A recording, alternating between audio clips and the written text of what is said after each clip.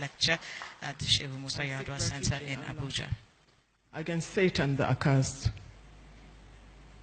May the peace and blessings of Allah, God, whatever you choose to call him, bless this gathering. May he, the strong one, strengthen us to fight for justice for this country. May he be our guide. May he give us enough sustenance so that we don't waver for anything worldly. Peace be upon you. Assalamu alaikum. I've been asked, not because I'm qualified, to talk about restoring the dignity of every Nigerian. The question to ask, however, is restoring dignity from which stage to which stage? Where were we, and where do we want to return to? We have to also see it within the context of our Chibok girls and girl child education as it affects the Northeast in particular. So we cannot do this unless and until we look at the problem holistically. We should never, ever think of a solution without understanding the cause, because no doctor can give a good diagnosis without knowing the cause. He cannot give a good description without a good diagnosis. The issue of the Northeast, the crisis in the Northeast is multifaceted. There is an ecological problem. That is one. The ecology of the area, the drying up of the Lake Chad. The Lake Chad that used to extend from Central Africa through to Cameroon, Niger, Nigeria, and Chad. A lake that was over 25,000 kilometers big has now shrunk to a mere 1,000 kilometers. So we can begin to think how this ecology has affected the economic activities of that area. And one of which does not go very far to understand is poverty, famine, the loss to grazing, farming, fishing, all economic activities, and the explosion of population. You begin to understand that. And then secondly, there is the irresponsibility of a political and military elite in Nigeria. The irresponsibility of the political elite by cashing in on this poverty. We all know what started Boko Haram. Everybody knows. It was started in Borno by the then Borno governor, Ali Sharif. He is still roaming the streets freely. Yes. When Yusuf was caught alive, who created it? The ECOMOG. Who created the ECOMOG? We have to look at the root cause in order to find a solution. The root cause of that problem, as we know it today, is Ali Sharif. He used them for his own political machinery. He armed them as his political thugs. He even made one of them a commissioner. But they became too powerful. And they had no option but to try an elimination, which was not possible, and which we are all paying for.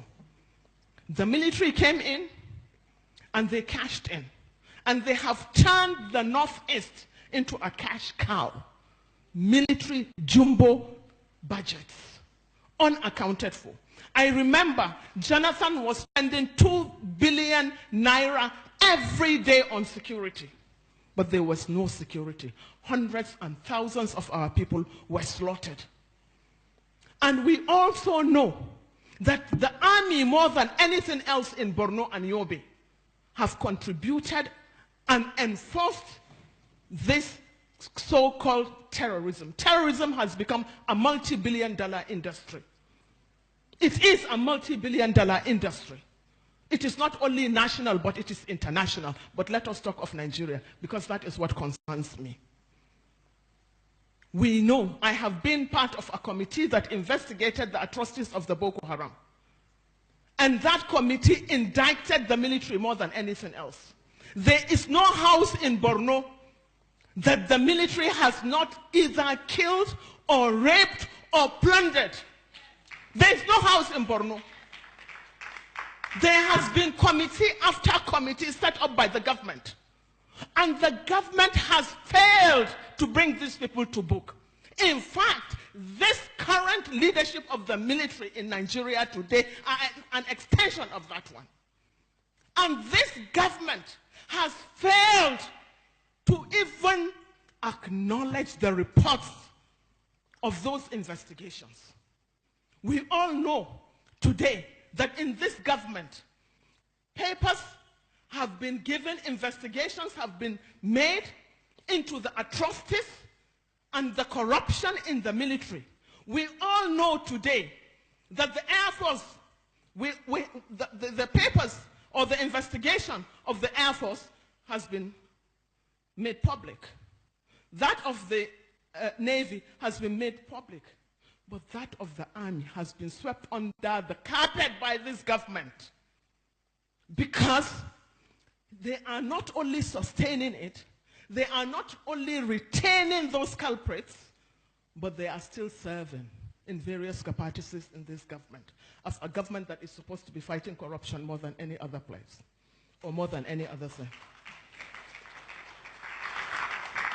Now, with this, we should also look at the irresponsibility of the political elite.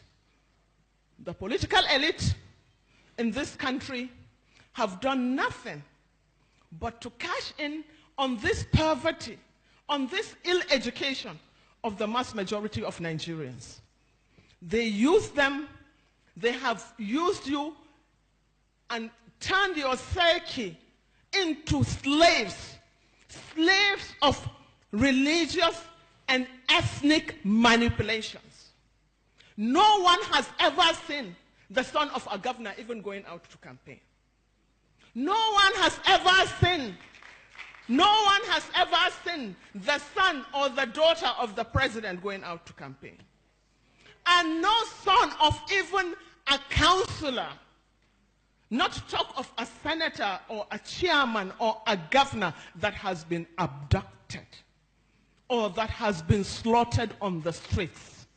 But the idiots that call themselves the masses allow themselves to be used through religion or ethnicity to divert attention, but to continue to make you into slaves that will be exploited again and again unending.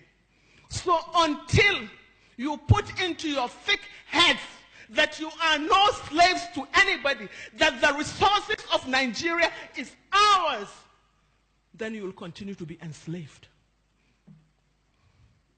You will be where you are forever, starving. I have never seen the son of the imam being slaughtered or rioting.